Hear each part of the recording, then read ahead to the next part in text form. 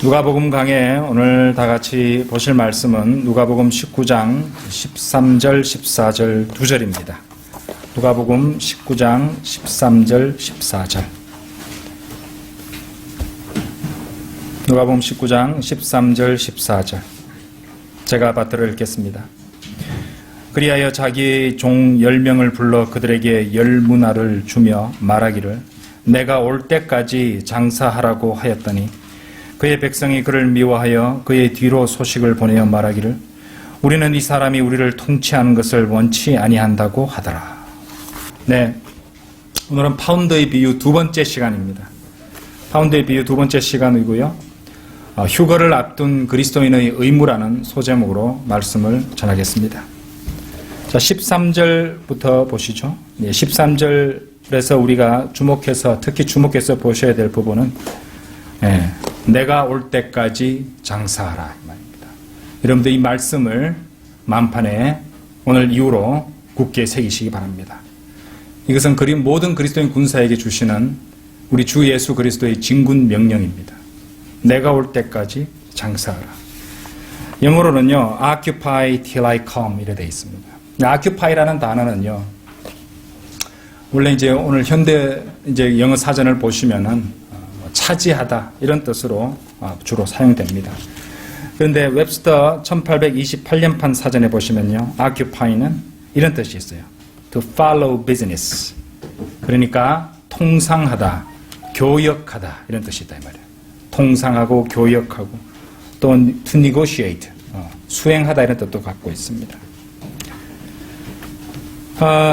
이 영어 표현을 갖다 말씀드렸으니까 잠시 이렇게 말씀을 또 하나 더 드리자면요.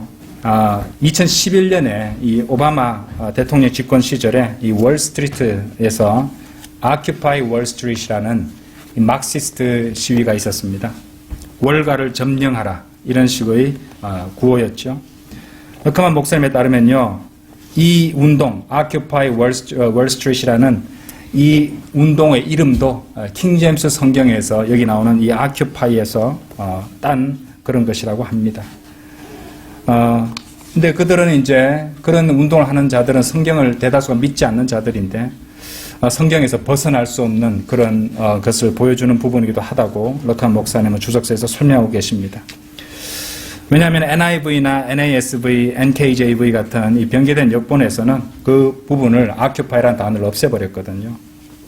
어떻게 바뀌어놨냐면요, NIV는 put this money to work 이런 식으로 occupy라는 단어를 바꿔버리고 다른 성경 말씀과의 어떤 상관관계를 끊어버리고 말았는데, 어쨌건 이런 사실에서 알 수 있듯이 이 구원받지 않은 세상, 하나님을 두려워하지도 않고 성경을 증오하기까지 하는 이런 자들도 결국에는 성경에서 벗어날 수 없다는 그런 교훈을 우리가 얻을 수 있다는 것입니다. 자, 러크만 목사님은요, 특히 영어 킹제임스 성경의 occupy라는 이 표현을 바꿀 필요가 전혀 없었다고 설명을 하십니다. 모든 것이 말씀을 공부하는 것만으로도 해결될 수 있었다는 것이죠. 우리에게는 디모데 후서 2장 15절에서 공부하라는 명령이 주어져 있지 않습니까? 그러니까 Scripture with Scripture, sola scriptura, 오직 성경이라 뜻인데요, 그죠? 성경을 성경으로 찾아보면, 비교해보면 공부하면 된다는 것입니다. 요즘에는요, 이 성구사전도 찾아보기가 쉬워서 스마트폰이나 컴퓨터만 있어도 성구사전을 갖다 쉽게 찾아보고 변이 형태를 찾아볼 수 있다는 것입니다. 그래서 이 occupy라는 단어의 상관구절은요, 나중에 한번 찾아보십시오. 에스겔 27장 9절, 또 16절, 19절, 22절, 히브리서 13장 9절 이런 데서 나타난 단어인데요. 특히 에스겔서 27장 16절이나 19절에 보시면은 이 한글 킹제임스 성경에는 차지하다라고 되어 있는데 엄밀히 말하면 틀렸습니다. 그거는. 그래서 교역하라는 뜻이에요. 여기 나오는 장사라와 똑같은 용법으로 보셔야 된다고 누가복음 주석서에서 럭크만 목사님은 설명하고 계시는 것입니다. 어쨌든 너무 영어로 들어갈 수는 없으니까요. 그 정도로만 해두시고요. 자, 내가 올 때까지 장사하라. 영어 표현은 occupy till I come. 이 표현의 뜻을 말씀드리자면요. 여기 나오는 장사라는 말대로 사고, 팔고, 거래를 함으로써 통상하고 또 교역하고 장사하라. 이런 뜻입니다. 그러니까 이 비유에 나오는 종들은요, 주님의 명령대로 장터에 나가서 물건을 싸게 사고 또 비싸게 팔아서 이윤을 남겨 주님께 돌려드려야 했다는 말입니다. 자, 이 비유가 구약의 시대의 그리스도인들에게 주는 교훈은 아주 분명합니다. 구원받은 하나님의 자녀는 무엇을 해야 합니까? 하나님의 일, 아버지의 일을 해야 된다는 것이죠. 하나님의 일을 하는데 분주해야 된다는 것입니다. 아버지의 일이라고 누가복음 2장 49절에서 주님께서는 어찌하여 나를 찾으셨나이까? 내가 나의 아버지의 일을 해야 될 줄을 알지 못하셨나이까? 그처럼 우리도 아버지의 일, 하나님의 일을 해야 한다는 것입니다. 주님 오실 때까지 우리 주님을 섬기면서 바쁘게 살아야 한다는 것입니다. 주님 올 때까지. 오신다는 말은 무엇입니까? 재림이잖아요. 그죠? 그래서 재림과 연관해서 우리는 하나님께서 명령을 주신 것이에요. 우리 주님께서, 주 예수 그리스도께서 명령을 주신 것이에요. 내가 올 때까지 장사하라. 예. 자, 그것은 무슨 종말론 휴거파처럼 자신이 모든 것을 다 팔고 흰색 가운 같은 옷을 사가지고 입고 산꼭대기 같이 높은 곳에 가서 예수 그리스도의 다시 오심을 기다리라는 뜻도 아닙니다. 세속적인 그런 은사주의자처럼 그렇게 행세하며 살아라는 것도 아닙니다. 우리나라에 이 종말론 휴거파들이 나타난 적이 있었죠. 1992년에 기억나시는 분 기억나실 겁니다. 다미성교회 이장님 같은 자가 이끌었던 그런 시한부 휴거 소동이 있었습니다. 그런데 그 전에 미국에서도 이런 소동이 있었어요. 1988년에 위서노트라는 자가 휴거를 예언한 적이 있었습니다. 근데 그의 말을 신봉한 많은 은사주의들이 나가서 어떤 일을 한지 아십니까? 자신의 신용카드를 가지고 한도까지 다 써버린 것이에요. 그 주님을 기다리는 자세 맞습니까? 신용카드, 이제 주님 오시니까 신용카드를 한도까지 다 써버린 것이에요. 온갖 갖가지 욕심에 이제 사고 싶었던 그런 잡동사니들을 막 샀다고 합니다. 그러니까 주님께서 어차피 오실 것이니까 마음껏 카드를 긁어도 돈을 갚을 일이 없다고 생각했던 것이죠. 그런데 그들이 이제 그 윌슨호트라는 자가 예언했던 그 시점에 휴거는 오지 않았고 그 사람들은 자신이 한도급 이래 질러버렸던 카드 청구서를 받았을 때 실망과 경악을 금치 못했다고 합니다. 그런 자들은 예수님을 기다린 자가 아니죠. 2011년에도 미국에서 이 대형 기독교 라디오 네트워크를 소유한 헤럴드 캠핑이라는 자가 등장해서 이 사람은 5월 21일에 주님께서 돌아오실 것이라고 예언을 했다고 합니다. 이 사람이 이제 라디오 네트워크를 가지고 있으니까 이제 미디어에서 그의 예언에 대한 기대감이 막 이렇게 불러일으켰고 또 이제 헤럴드 캠핑이라는 자는 많은 이렇게 어리석은 자들, 어리숙한 자들로부터 돈을 사취하고 긁어모으기까지 했다고 합니다. 근데 5월 21일이 도래했을 때 헤럴드 캠핑과 그를 따르는 소규모 그룹들이 여기저기서 모여가지고 무슨 일을 한지 아십니까? 맥주 파티를 열었다고 합니다. 이게 주님을 기다리는 자들의 자세입니까? 피자 맥주 파티 했다는 것이죠. 그죠? 그러니까 예수님 오시니까 파티를 열자. 맥주 마시고 피자 먹으면서 그렇게 주님을 기다리자. 이런 식으로 했다는 것이죠. 세상 죄인들하고 다른 점이 딱 하나 가지밖에 없네요. 장소. 세상 죄인들은 술집에서 그렇게 한다는 거고 이자를 따르는 그런 이단 무리들은 그렇게 모여서 그런 짓을 했다는 것입니다. 여러분, 우리 바이블 빌리버들은 환난전 휴거를 믿고 주님의 다시 오심을 확신하고 고대하며 기다리는 사람입니다. 하지만 우리는 그런 시한부 종말론자들이 아닌 복된 소망을 붙잡고 사는 그리스도인들이에요. 우리 교회에서 환난전 휴거에 대한 성경적 진리와 교리를 가르치는 것을 보고 또 우리를 그런 시한부 종말론자처럼 휴거파처럼 취급하는 자들이 있습니다만은 그들은 완전히 오해하고 있는 것입니다. 오히려 그들의 문제점은 성경적 진리인 휴거를 완전히 배격하거나 영적으로 풀어버려서 후천년, 무천년주의 교리를 주장하는 인본주의 왕국 건설자들의 노선과 함께하고 있다 해야 할 것입니다. 우리 그리스도인들, 바이블 빌리버들은 휴거의 그날을 기다리며 살고 있으며 확실히 우리는 그날이 성큼 다가왔다는 것을 감지하고 있다는 것입니다. 물론 성경에 이런 말씀들이 있어요. 마태복음 24장 36절에서 그러나 그 날과 시간에 관해서는 아무도 모르나니 심지어는 하늘의 천사들도 모르고 오직 나의 아버지만 아시느니라. 이런 말씀이 있습니다. 마가복음 13장 32절에서도 그 날과 시간에 관해서는 아무도 모르나니 정녕 하늘에 있는 천사도 모르고 천사들도 모르고 아들도 모르며 오직 아버지만 아시느니라. 물론 이런 말씀들이 있습니다. 이 말씀들처럼 우리는 휴거의 정확한 그 날과 시간은 알지 못합니다. 하지만 적어도 우리는 성경을 공부하면서 마지막 때의 징후와 특징들을 통해서 그날이 가까이 왔음을 깨달을 수는 있습니다. 그런데 그날이 가까웠다고 해서 우리는 결코 동요하지도 또 우리 모든 생활 방식을 다 바꿔버리지도 않는 것입니다. 지금 우리가 말씀에 순종하여 말씀대로 주님을 섬기며 주님과 동행하는 삶을 살고 있다면 우리는 우리가 지금 살고 있는 생활 방식을 조금도 바꿀 필요가 없다는 것입니다. 주님께서 우리를 심으신 자리에서 생활에 필요한 일들도 하면서 죄인들에게 복음 전파를 하며 주님께서 우리 각자를 부르신 대로 신실하게 섬기며 살아갈 뿐이라는 것입니다. 럭커만 목사님도 그분의 누가복음 주석서에서 다음과 같은 권면을 남기고 있습니다. 들어보십시오. 그리스도인들이여, 우리는 그리스도께서 다시 돌아오실 때 그분께서 우리를 부르신 그 일을 하는데 신실하고 분주한 모습으로 그분께 발견되도록 힘써야 한다. 그것입니다. 이것이야말로 휴거를 앞둔 우리 모든 그리스도인들의 합당한 자세이자 의무라 할 것입니다. 그 점과 관련된 이러한 가지를 소개해 드릴게요. 어떤 사람이 마틴 루터에게 만일 주님께서 내일 오신다면 당신은 무슨 일을 하겠습니까? 이렇게 물었다고 합니다. 그러자 루터는 이렇게 대답했습니다. 나는 내일 주님이 오신다면 오늘 토마토 텃밭을 쟁기질할 것입니다. 여러분 이해하셨어요? 그것은 달리 말해서 만일 여러분이 바르게 살고 있다면 여러분은 주님께서 돌아오시는 것을 기대하면서 굳이 현재 하고 있는 일들을 바꿀 필요가 없다는 뜻입니다.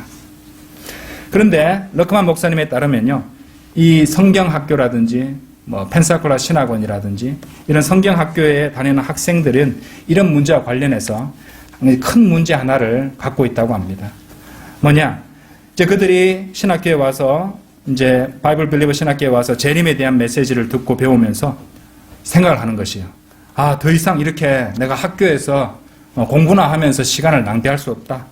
그래서 빨리 밖으로 나가서 주님을 위해서 주님 다시 돌아오시기 전에 무슨 일을 해야 한다. 이런 부담과 생각을 하게 된다는 것입니다.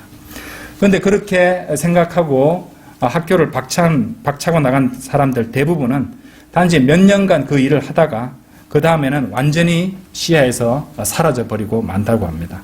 어째서 그럴까요? 그 이유가 무엇일까요? 그런 학생들은 주님께서 그들을 불러서 하라고 한 그 일하기를 그만둬버렸기 때문입니다. 그 시점에 그들은 그렇게 하라고 주님께서 부르셨기 때문이죠. 그 주님의 부르심을 버리고 나간 이유 때문에 그렇게 되었다는 것입니다. 자, 여러분 한번 생각해 보십시오. 만일 주님께서 신학교라든지 성경학교에서 공부하도록 부르셨다면 그것을 끝내야 됩니다. 설령 어떤 성도가 성경학교에서 공부하고 있는 동안에 주님께서 다시 돌아오신다고 해도 아무것도 할 일이 없다고 그렇게 고민할 필요고 걱정할 필요는 없다는 것입니다. 주님께서 공중에서 오실 때 반드시 그 시점에는 바이블 빌리버 신학교에서 공부하고 있는 학생도 있을 것입니다. 그렇죠? 예. 그런데 그것이 바로 주님께서 그들을 부르신 부르심이라는 것이죠. 그리고 그 일에 그들이 신실하게 임하고 있다면 그것은 주님의 부르심에 신실하게 임하고 있는 것이 된다는 말입니다. 여러분 잘 들어보십시오. 주님께서 무엇을 기대하실까요? 주님께서 결과들을 기대하실까요? 주님께서는 결과들을 기대하시고 계시는 것이 아니라 주님께서 기대하시고 찾고 계시는 것은 우리 각자의 신실함입니다. 현재 자세의 우리 태도, 우리 자세, 우리 신실함을 주님께서 찾고 계시는 것이지 결과가 반드시 많아야 된다. 이것을 요구하시는 것은 아니라는 것이죠. 자, 그렇다면 우리는 어떻게 해야 될까요? 주님께서 우리를 부르셔서 우리로 하여금 하게 하신 그 일을 우리가 하는 것입니다. 하나님께서는 우리를 부르셔서 우리 각자가 하게 하신 그 일을 우리가 신실하게 열심히 근면하게 그렇게 하고 있는 것을 보기를 원하시는 것이에요. 그럼 우리가 만일 그렇게 주님 앞에서 신실하게 섬기고 그렇게 일을 한다면 결과는 모두 주님께 맡겨드리면 되는 것입니다. 이해되시죠? 자, 고린도전서 3장 한번 열어보세요. 주님께 맡기는 자세를 엿볼 수 있는 그런 말씀입니다. 고린도전서 3장 6절. 나는 심었고 아폴로는 물을 주었으나 하나님께서는 자라게 하셨느니라. 우리는 주님께서 심으라고 명령하셨다면 심으면 되는 것이고, 물을 주라고 명령하시면 물을 주면 되는 것입니다. 그것이 자라게 하는 것은 누구한테 달린 문제입니까? 하나님께 달린 문제라는 것입니다. 결과는 하나님께 맡겨드리고, 우리는 주님께서 우리를 불러서 하게 하신 그 일을 신실하게 하면 된다는 것입니다. 밥 존스 시니어는 이렇게 말하곤 했어요. 내일을 위한 최고의 준비는 오늘 해야 할 일을 하는 것이다. 이 말은요, 우리 모두가 마음에 새기고 있어야 됩니다. 내일을 위한 최고의 준비는 오늘 해야 할 일을 하는 것이다. 특히 학생들도 이 말을 잘 기억하기 바랍니다. 내일을 위한 최고의 준비는 오늘 해야 할 일을 하는 것이다. 어떻게 생각하십니까? 만일 여러분이 오늘 여러분이 해야 할 일을 하고 있다면 내일 여러분은 하나님의 뜻 가운데 있게 된다는 것입니다. 문제는 뭔지 아십니까? 오늘이 엉망이란 점이에요. 사람들은 장밋빛 미래를, 장밋빛 내일을 동경하면서 내일은 모든 것이 더 나아질 것이라고 기대합니다. 그러면서 오늘 아무것도 해야 될 일을 하지 않는 것이에요. 그런 사람들이 얼마나 많습니까? 하지만 우리는 기억해야 됩니다. 내일은 오늘 여러분이 하는 일 위에 세워집니다. 내일은 오늘 여러분이 하는 것 위에 세워지게 된다는 것을 꼭 명심하시기 바랍니다. 다시 누가복음으로 돌아오셔서요. 19장 14절 보시겠습니다. 그의 백성이 그를 미워하여 그의 뒤로 소식을 보내어 말하기를 우리는 이 사람이 우리를 통치하는 것을 원치 아니한다고 하더라. 자, 유대인뿐만이 아니었죠. 유대인도 그렇게 했지만 우리가 지금 살고 있는 이 세상도 그러합니다. 유대인이건 이방인이건 유대인이건 이 세상이건 이 말씀에서 벗어날 수 없습니다. 그렇죠? 우리는 이 사람이 우리를 통치하는 것을 원치 아니한다. 그러니까 이 세상에 왕국 건설자들이 하나님 없이 우리 주 예수 그리스도 없이 자신만의 낙원을 건설하고자 한다는 것입니다. 그리고 그 뒤에는 마귀가 있다는 것이죠. 자, 요한복음 15장 말씀도 그것을 뒷받침하고 있습니다. 한번 열어보시죠. 요한복음 15장 18절 한번 보세요. 주님께서 말씀하셨어요. 15장 18절에 세상이 너희를 미워하면 그것은 너희를 미워하기 이전에 나를 미워한 것임을 알라. 세상은 우리 주님을 미워하는 것입니다. 그렇죠? 만약 세상이 우리 주님을 좋아하는 것처럼 보인다면 그것은 다른 주님을 갖다가 좋아하고 있는 것이겠죠. 그렇죠? 예. 아니면은 발톱을 숨기고 있든지 말입니다. 자, 24절도 보세요. 15장 24절. 만일 내가 어느 누구도 하지 못한 일들을 그들 가운데서 행하지 아니하였더라면 그들에겐 죄가 없었을 터이나 이제 그들이 그것을 보았고 나와 나의 아버지를 둘 다 미워하였느니라. 누가 미워한 겁니까? 유대인들입니다. 그분의 백성인 유대인들이 하나님과 우리 주 예수 그리스도를 미워했다는 말입니다. 그렇죠? 그러니까 우리 주 예수 그리스도의 평가는 세상은 나를 미워하고 유대인도 나와 아버지를 미워한다고 그렇게 말씀하셨다는 것입니다. 구원받지 못한 잃어버린 세상은 우리의 구세주를 미워합니다. 그래서 안 좋은 상황이 되면 이 친절과 예의와 관용의 마스크가 벗겨지면서 그 아래 숨겨져 있던 악의가 드러나게 된다는 것입니다. 우리는 이 사람이 우리를 통치하는 것을 원치 아니한다. 누가 이 말을 했습니까? 바로 그분의 백성들이었어요. 자, 그 귀인은, 그 귀족, 귀인은, 그 주님은 백성들을 합법적으로 다스릴 권한을 가진 분이었습니다. 그리고 이 백성들은 이 비유를 적용해서 볼 때 바로 유대인들이 되는 것이죠. 그리스도 그분 자신의 백성들이라고 말입니다. 요한복음 펼쳐놓으셨죠? 요한복음 1장 가보세요. 요한복음 1장 11절에서도 정확히 예수님과 유대인에 대해서 이렇게 말하고 있습니다. 그가 자기 백성에게 오셨으나 자기 백성이 그를 영접하지 아니하더라. 바로 이 말씀을 그대로 보여주고 있죠. 예수 그리스도께서는 그분의 백성을 찾아오셨는데 그 백성들이, 유대인들이 그분을 영접하지 않고 오히려 미워했다는 것입니다. 그렇죠? 다윗도 이렇게 예언한 바 있습니다. 시편 2편 한번 열어보세요. 시편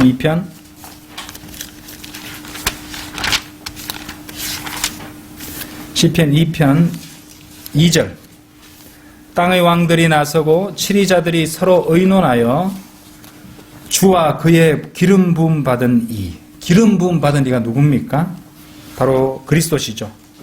그리스도라는 단어는 헬라 그리스도는 크리스토스. 헬라 그리스도는 히브리어로 메시아. 그죠? 바로 기름 부은 자, 기름 부음을 받은 자라는 뜻이에요. 기름 부음을 받은 자라는 뜻입니다. 그래서 기름 부음 받으니 그리스도를 대적하여 말하기를 3절. 우리가 그들의 결박을 끊고 그들의 멍에를 벗어버리자 하는도다. 하늘들에 앉으신 분이 웃으실 것이요 주께서 그들을 조롱하시리로다. 자, 베드로도요. 베드로는 그것을 유대인들이 예수 그리스도를 헤롯과 빌라도에게 넘겨주어 십자가형을 받게 한 것에 적용하고 있습니다. 사도행전 4장을 한번 보시죠. 사도행전 4장.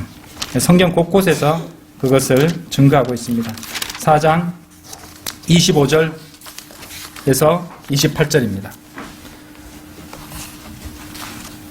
주의 종 다윗의 입을 통하여 말씀하셨으니 어찌하여 이방이 분노하며 백성들이 헛된 일들을 꾀하는가. 땅의 왕들이 일어서고 또 치리자들이 함께 모여 주와 그의 그리스도를 대적하였도다라고 하셨나이다. 그죠? 아까 보셨던 그 말씀이죠? 과연 주께서 기름 부으신 주의 거룩하신 아들 예수를 대적하여 헤롯과 폰티오 빌라도가 이방인들과 이스라엘 백성들과 함께 모였으니 이는 주의 손과 주의 계획대로 이루기로 예정된 온갖 일을 행하려 함이니이다. 그렇죠? 자, 그 유대인들이 폰티오 빌라도에게 외쳤던 말들을 기억하십니까? 그들은 빌라도에게 외치면서 이렇게 말했어요. 자, 요한복음 19장 가보세요. 요한복음 19장.